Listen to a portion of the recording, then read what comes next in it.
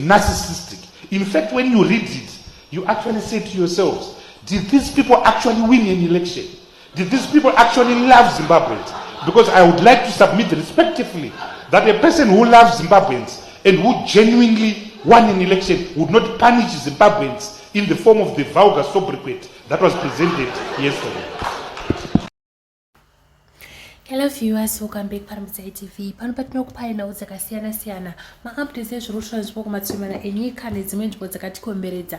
Masikati anawa ndine vhidhiyo randakubatirai panapa rakachikamadza vanhu vakawanda uye rarivhesa zvakare njere dzevazhinji nokuda kwokuti paimbova nema-allegations ari kutaura iwo kuti vatendai Biti vari mubato rimwe nasengezo shavangu uye vari kubhadharwa neZANU-PF, but panapa paita statement rataurwa navatendai Biti publicly vachiti ivo ichokwadi here kuti VaMunangagwa vakahwina ma-elections atinga tinawo musi wa23 August nokuda kwebudget yakapresentwa last week iyo yakashungurudza vanhu vakawanda nokuda kuti yaiclaima mari yakawandisa kubva kuzvizvarwa zveZimbabwe uyezve vanhu vanga vachiti nemamiriro akaita zvinhu munyika hazvigoni kuti budget inge yakamira mamiriro iwawo nokuda kwokuti zvinhu zvacho zvanga zviri wese uye vanhu vakawanda vainyanya kuchema especially panhau dzemapassport akabva from 120 up to 200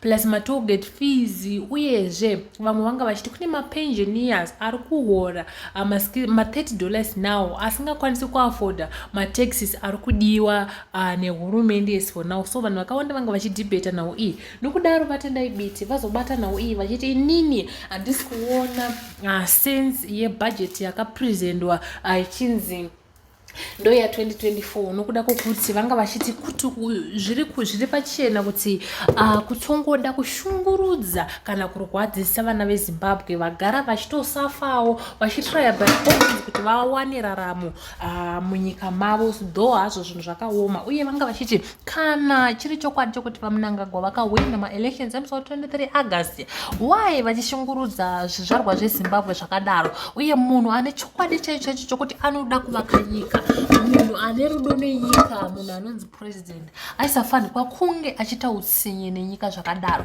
Kaisingandokupedzerai nguva, ndoti muzvigire omega pathis video vatendai Biti vachitsaura muzonza zvamunofunga mucomment section. Uye vanhu vanga vachiti kana zvinhu zvichidai zvakupa vanhu pfungwa mbiri kuti sengezo shabangu angangodaro achingonenerawo zvake kuti ari mumwe naTendai Biti, ari kushandidzana naTendai Biti nokuda kwokuti anga achiti kana kuri chokwadi kuti ari kushanda naTendai Biti, why Tendai Biti abuda pajekerere achitaura mashoko akadai okunyomba ZANU-PF inova iyo iri kutungamirwa naVaMunangagwa. Asingadi kupedzera nguva, zvinzurewo pathis video muzonza zvamunofunga mucomment section. Asi kana chiri first time to be here, aiwa kakusubscribe mahara zvichatibatsira kuti channel yedu ikure. And also turn on the notification bell to post patinoupload zvinyowani, you will be notified. Stay tuned for more information, for more updates. For now, it's goodbye. Those land are pensioners who are getting 60,000 RTGS from NASA.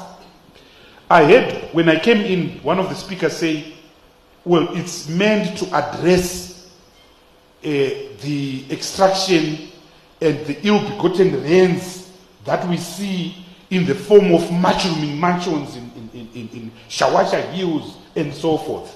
There are better ways of catching those people that are not paying tax. But a 1% tax across the board is unprogressive. Any tax like VAT that equalizes everyone is unprogressive because it assumes that a poor, like my mother is a widow. She owns a house at 31 Kennedy Drive.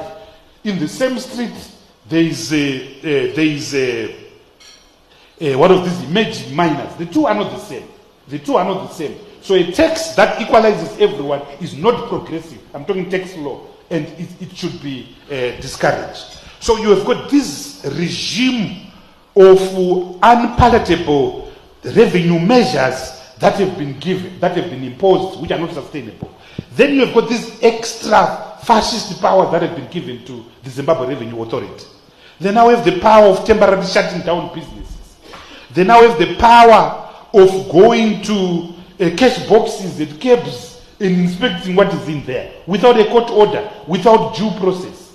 They now have powers of going on your data and capturing your data despite the provisions of the Cyber Security Act, have we turned into a fascist republic? Are we this desperate for revenue that we create this flagrant abuse of human rights? So in short, this budget